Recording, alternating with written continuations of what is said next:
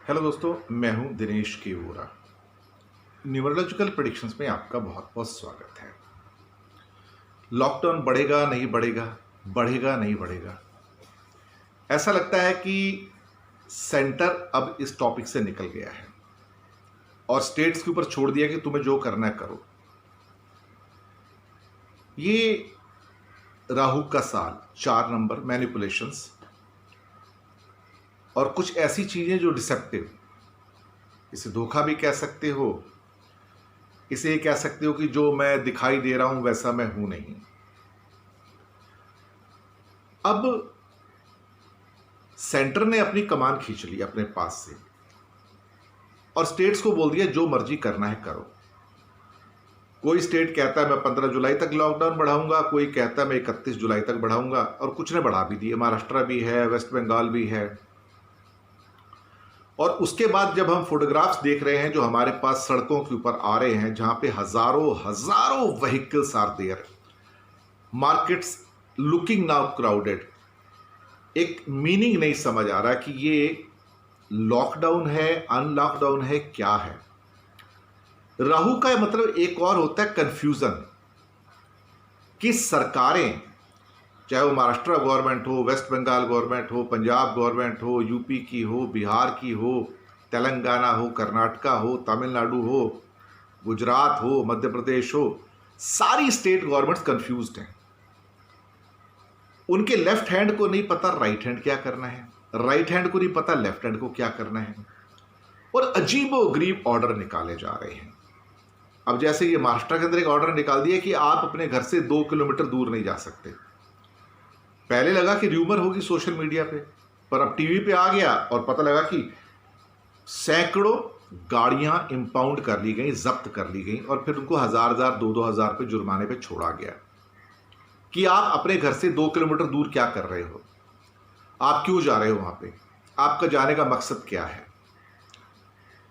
अब ये एक अजीब परिस्थिति हिंदुस्तान में पैदा हो गई जो राहु करवा रहा है कि आप अपने शहर में, अपनी जगह पे, जबकि लॉकडाउन ऑलमोस्ट खुला हुआ है, मार्केट्स खुली हुई हैं, आपको अपनी ज़रूरत की चीज़ों के लिए मार्केट्स में जाना है, काम धंधे हैं, आपके बिजनेस के हैं, और आपसे पूछा जाता है कि आप क्यों जा रहे हो। और कई केसेस ऐसे आ गए जहां लोगों ने कहा कि मुझे काम है, मुझे अपने पेरेंट्स से मिलना है, बच्चों से मिलना है, उनको वापस भेज दिए गए। 4 महीने बाद वो निकले थे, 3 महीने बाद कि उनसे मिलने, उनको वापस भेज दिया गया। कुछ ने कहा कि हमारी दुकान है, वहां पे जाना है। किसकी दुकान है? तो उन्होंने बताया किसकी दुकान है, बोलते हैं एसेंशियल सर्विस नहीं, आप नहीं जा सकते। ये कंफ्यूजन की स्थितियां राहु पैदा करता है। लेकिन ऐसे हालात में कंट्री का नुकसान है, बहुत ज्यादा नुकसान है। और राजीव बजाज का भी एक इंटरव्यू आया आज के इकोनॉमिक टाइम्स के फ्रंट पेज पे कि इस ढंग से आर्बिट्रेरी जो स्टेट्स लॉकडाउन बढ़ा रहे हैं और उसके अंदर फिर कहते हैं कि इसके अंदर अनलॉकडाउन भी है, ये बातें सबको कंफ्यूज करती हैं। एक दिन आप फैक्ट्री खोलते हो, दूसरे दिन बंद कर देते हो, तीसरे दिन चौथे दिन सैनिटाइज करते हो, 5वें दिन फिर खोलते हो। तो राजीव बजाज का ये कहना था, जो बजाज ग्रुप के मालिक भी हैं, कि कोई अगर घर में बैठा रहेगा और उसको तनख्वाह मिल जाएगी, सैलरी मिल जाएगी, वेजेस मिल जाएंगे, तो नहीं मिल सकते, कि अब से पैसे या वेजेस घर बैठने के नहीं मिलेंगे। तो Rajiv Bajaj was very candid. दरअसल राहु का साल ये भी बता रहा है आपको कि हम अपने पैरों पे कुल्हाड़ी कैसे मार सकते हैं। Confused minds, decision making confused. सरकार को, किसी सरकार को, केंद्र सरकार या राज्य सरकार को नहीं पता हम क्या कर रहे हैं। उन्हें यही नहीं पता कि अगला मूवमेंट क्या होगा।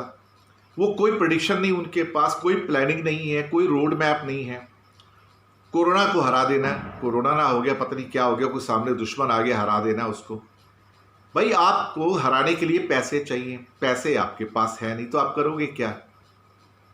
बिजनेस आप खोलने नहीं देते, नौकरी पे जाने नहीं देते। कोई ऑफिस खोल दिया तो बोला आप 10% 15% से ऊपर ऑफिस में एम्प्लॉयज नहीं काम कर सकते। एक आदमी का से एम्प्लॉय 5 है तो उसमें से बोलेगा कि मैं आधा एम्प्लॉय कहां से लेके आऊं, या एक एम्प्लॉय से काम शुरू किया उसने तो कैसे काम कर पाएगा वो। ये कंफ्यूजन राहु पैदा कर रहा है।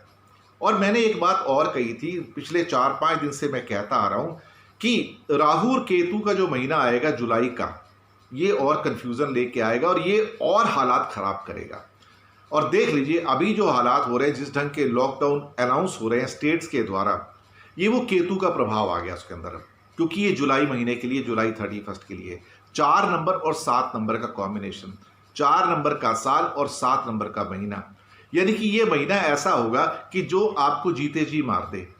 अनप्रेडिक्टेबल रिजल्ट्स, अनप्रेडिक्टेबल घटनाएं और ऐसी चीजें, ऐसे मूवमेंट्स होंगे सरकारों के द्वारा, जिससे आपका सरकारों के ऊपर से विश्वास ही उठ जाएगा कि आप क्या करना चाहते हैं। मतलब आपके मूवमेंट के ऊपर पाबंदी, आप इतने किलोमीटर नहीं जा सकते, आप आधा किलोमीटर जा सकते हैं, आप 1 किलोमीटर जा सकते हैं, आप उससे आगे नहीं जा सकते, आप गए तो आपका व्हीकल सीज हो जाएगा। सरकार ने अपनी ओर से ना तो कोई ट्रेन शुरू की, ना कोई ज़्यादा बसें स्टार्ट की हैं। ये परिस्थितियां राहु और केतु का खेल है और ये खेल 31 जुलाई तक चलेगा। आप देखिएगा, यहां पे सरकारें मनमानी करेंगी, पूरी मनमानी करेंगी, पुलिस को खुली छूट मिल जाएगी और वो भी मनमानी करेंगी। यानी कि इस महीने में लोगों का जीना दूभर हो जाएगा, उन्हें नहीं समझ आएगा कि मैं क्या करूं। ऐसे हालात में यही होता है, यही और राहु और केतु की क्या बोल सकते हैं कि फांदेबाजी है, कलाबाजी है, या जैसे सर्कस के अंदर वो एक चलता है ना, जोकर आके झूलों पे झूलता है, इस झूले से दूसरे झूले पे, बस वही हाल है सरकार का, सारी सरकारों का, केंद्र सरकार का भी और सारी की सारी राज्य सरकारों का। ये सब राहु केतु के फेर में फंसे हुए हैं।